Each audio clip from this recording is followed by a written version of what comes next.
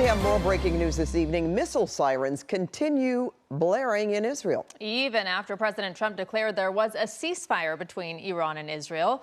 KCAL News political reporter Tom Wait is here. And Tom, we're trying to figure out whether all the countries are on board with this. Right, exactly. Right? So, I mean, President Trump posted earlier that he sort of put out a timeline.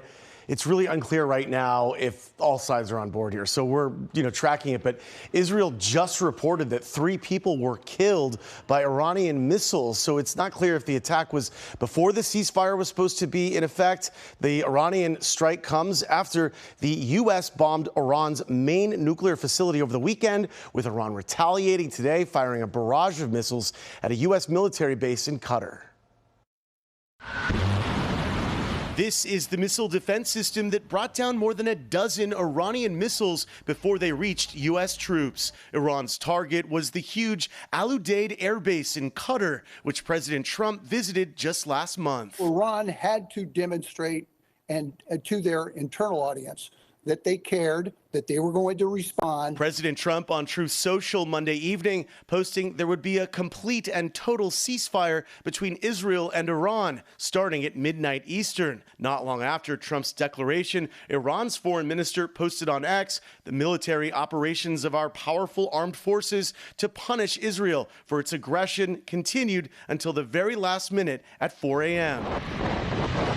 Trump's announcement of a ceasefire comes after these B-2 stealth bombers based in Missouri dropped 14 bunker-busting bombs on 2 key Iranian underground nuclear facilities. A third was hit with cruise missiles. Trump said all 3 targets were obliterated. The chairman of the Joint Chiefs was a little more cautious. Initial battle damage assessments indicate that all 3 sites sustained extremely severe damage and destruction. On Capitol Hill, lawmakers weighed in on the bombing mission. The divisions mostly down party lines. This was not constitutional, was not lawful in the absence of a declaration by Congress.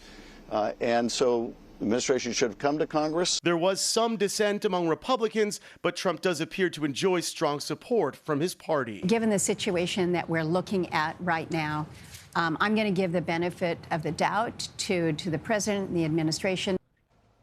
Israeli strikes have killed at least 400 people in Iran and injured 3,000 in the conflict, according to the Iranian health ministry, while Iran's missile strikes have killed at least 24 people in Israel. Rutabaga?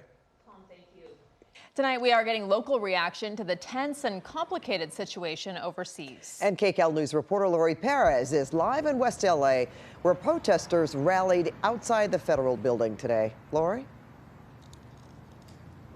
That's right. A crowd of a few hundred people rallied here earlier this evening. They said in solidarity with the people of Iran. The people we spoke with said they do largely approve of the escalating conflict, as painful and as scary as that has been, because of what they hope it can mean for the future of the country. A sea of Israeli and Iranian flags side by side, an image of the layered loyalty of so many of LA County's Iranian Americans as they have watched a war between Israel and Iran escalate. We spoke with some who say news of airstrikes by Israel and the U.S. on Iran was both terrifying and a cause for celebration. I myself, I'm an Iranian American Jew, so it's been very difficult to see people both in Iran and in Israel getting attacked, and civilians. So the last thing we want is for civilian deaths. But he and others see the military attacks on Iran as an opportunity to weaken the Islamic Republic and its Islamic Revolutionary Guard Corps, or IRGC. This war, is not between the people of Israel and Iranians. It's between the IRGC and Israel.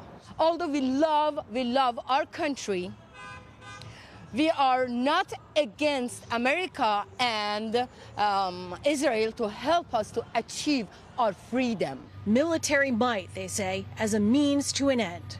We have an opportunity, a real opportunity, where our people can come out of the tyranny of the 46 years of this regime. I do not want boots on the ground from the United States. I want our own armed forces, the Iranian armed forces, to actually go towards and actually protect our own people, who they swore to protect our country and the people of Iran, not the regime that has been actually killing the people. Others are hopeful, especially with news of a possible ceasefire that war as the answer will be short-lived. I believe peace and negotiation is much better. We never wish somebody to die. We hope everybody's peace and negotiation is the best way. Now, I also asked if they are worried about what else Iran could do in terms of airstrikes or bombing, and they told me they are hopeful Iran does not have the temerity to do anything catastrophic.